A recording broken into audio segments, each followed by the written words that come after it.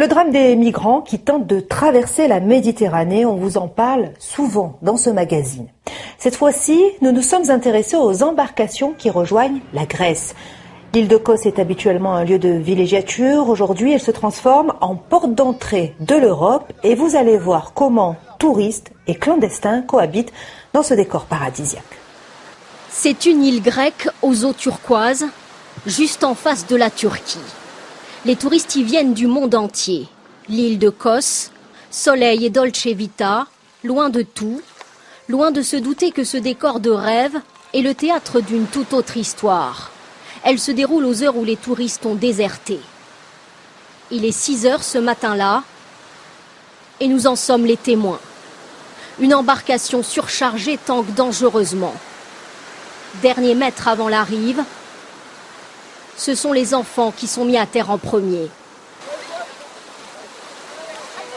Trempés, épuisés, transis par la peur et le froid, ce sont des clandestins qui viennent de toucher le sol de l'Europe. 1h15 de traversée, ils arrivent de Bodrum en Turquie. Des larmes et des félicitations pour avoir survécu. Ce couple est syrien. Le bateau était plein d'eau. On a failli couler. Les parents débarrassent les enfants de leurs vêtements mouillés et de leurs dérisoires gilets de sauvetage, tout juste bons pour survivre dans une piscine. 1 000 € par tête la traversée. Cette famille irakienne vient de Bagdad. Ma fille a 11 ans. Lui a 8 ans et celui-ci 5 ans. J'espère trouver une vie meilleure ici pour mes enfants. Quelques photos sur le sol de la terre promise, preuve de vie qui sera envoyée aux proches. Ils savent juste qu'ils sont en Grèce, mais c'est nous qui leur précisons le nom de l'île. C'est Kos. Ah, Kos, super, c'était notre objectif. Ces clandestins savent qu'une fois le sol grec atteint, ils ne risquent pas l'expulsion et cherchent les autorités. Où est le poste de police? Ils vont venir? Et ce sont eux-mêmes qui téléphonent à la police grecque pour tenter d'expliquer leur localisation. Et voici les premiers vacanciers qui se réveillent quelques heures plus tard sur cette même plage, interloqués par la présence de ces bouées et gilets de sauvetage abandonnés. J'ai pensé qu'un bateau s'était échoué. Il y a des gilets de sauvetage partout. C'est vraiment étrange de voir ça.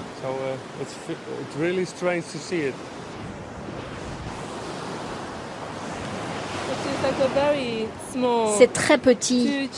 Des gilets pour enfants, pour adultes, des enfants. Mais où vont-ils aller en Grèce?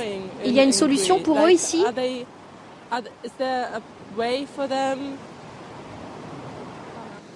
Ce baigneur découvre l'embarcation des migrants. Un simple petit coup d'œil. J'espère juste qu'ils ont survécu, c'est tout ce que je peux vous dire. Et là, je vais prendre mon bain du matin. Sur le chemin, des touristes français voient passer cette caravane inattendue. On s'attend à les trouver partout de toute façon. Des policiers arrivent rapidement, pour eux c'est une routine quotidienne. Pas d'assistance médicale ou autre, ils vont juste escorter les migrants à pied pour leur montrer le seul centre d'hébergement. Cet hôtel désaffecté à l'extérieur de la ville. Regardez, voilà, c'est là qu'on est. On a construit des tentes sur le toit de l'hôtel. Le camp est déjà bondé, partout des matelas, des détritus, ni sanitaire ni électricité, un seul point d'eau. L'île de Kos est une destination touristique et elle a déjà reçu cette année 6300 migrants, autant que pour toute l'année dernière. En ville, les touristes insouciants côtoient désormais ces migrants d'un genre particulier. Grâce à leurs économies, certains vont à l'hôtel et pourraient presque passer pour des touristes. On va pas mendier, rien, hein. Je veux dire, ils sont quand même assez dignes. Hein.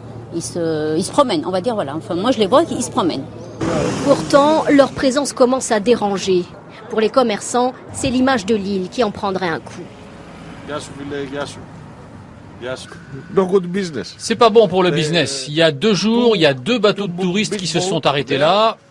Ils ont vu les Syriens, ils sont tout de suite repartis. C'est une énorme porte, une porte d'entrée vers l'Europe. Voilà ce qu'on est devenu. Aucune structure pour les accueillir. Une question de moyens, explique la municipalité, qui reconnaît ne dépenser aucun euro pour ces migrants. Tous ces réfugiés ne doivent pas rester à Kos. On n'a pas les moyens de les gérer. On ne peut pas être un centre de stockage de migrants. On a demandé de l'aide au gouvernement à Athènes pour traiter plus vite leurs dossiers. Des dossiers qui s'empilent au commissariat. Chaque jour, des centaines de migrants s'agglutinent aux grilles, dans l'espoir d'entendre appeler leur nom.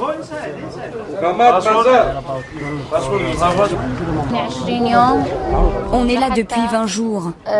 On attend qu'ils nous donnent le laissez-passer pour pouvoir quitter l'île. C'est très difficile. Moi, je t'ai donné une date pour retirer ton papier. Je t'ai donné une date.